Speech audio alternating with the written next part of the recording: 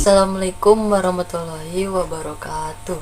Perkenalkan, nama saya Rafal Syafiq Akbar dari kelas BCF 1.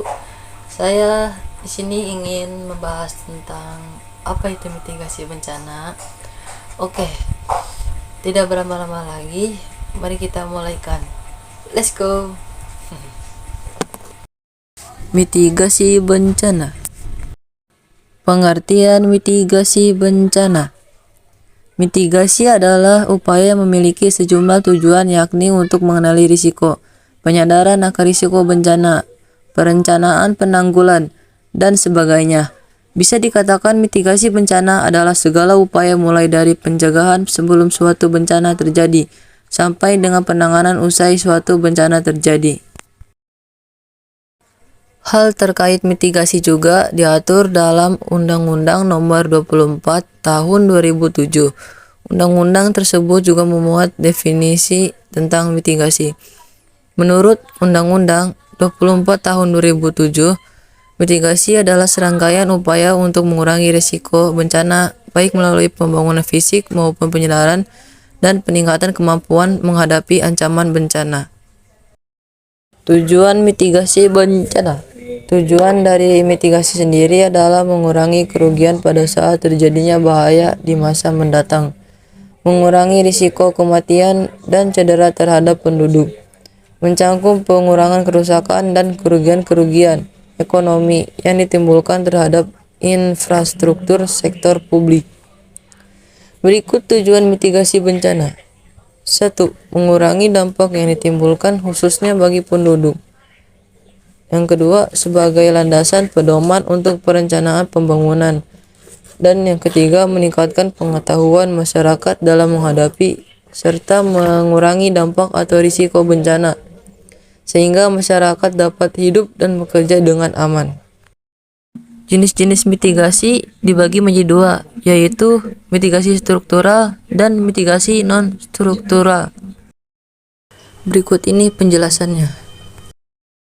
Mitigasi struktural. Mitigasi struktural merupakan upaya dalam meminimalkan bencana dengan membangun berbagai prasarana fisik menggunakan teknologi.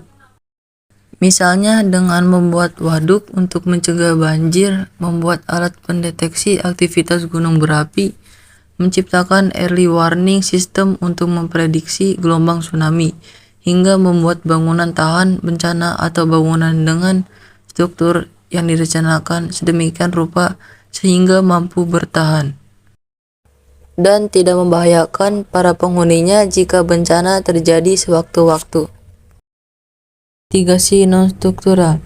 Mitigasi non-struktural merupakan suatu upaya dalam mengurangi dampak bencana melalui kebijakan dan peraturan. Contohnya Undang-Undang PB atau Undang-Undang Penanggulangan Bencana, pembuatan tata ruang kota, atau aktivitas lain yang berguna bagi penguatan kapasitas warga. Tahapan penanganan bencana. 1. Mitigasi adalah langkah yang memiliki tahap awal penanggulangan bencana alam untuk mengurangi dan memperkecil dampak bencana.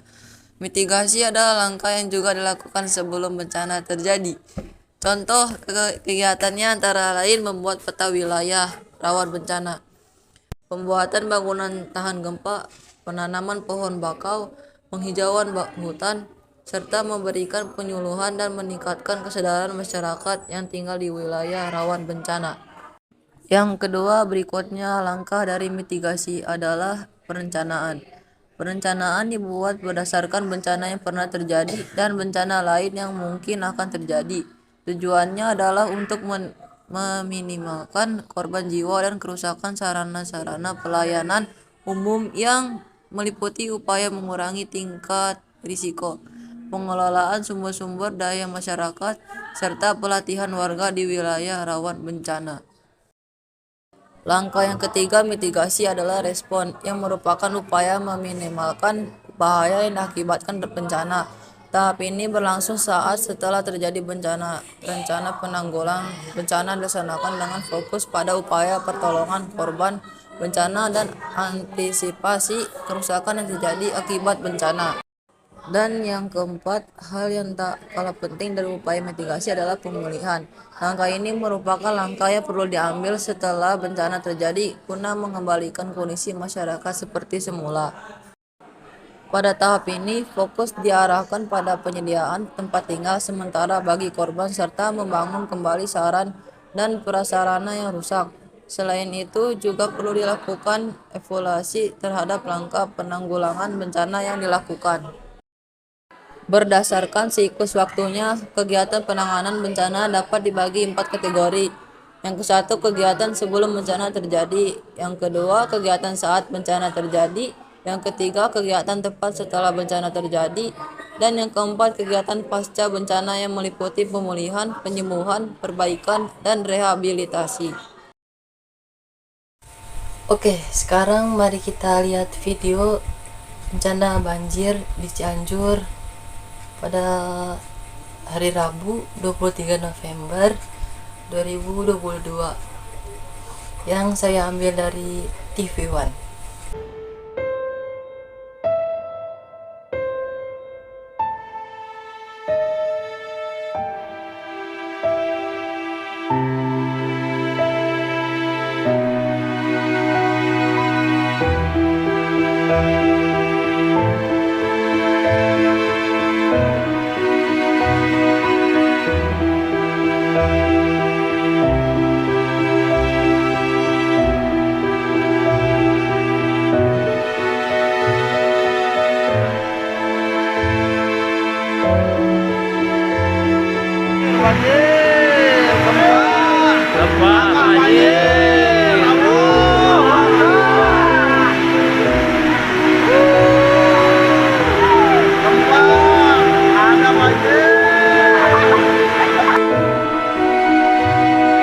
Mitigasi bencana banjir.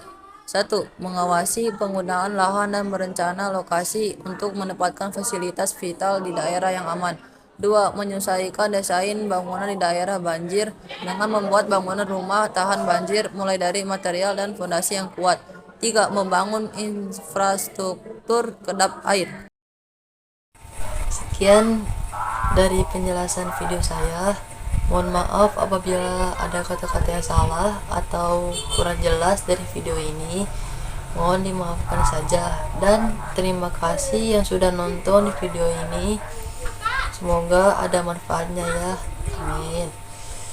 Dan sampai jumpa di video berikutnya ya. Dadah.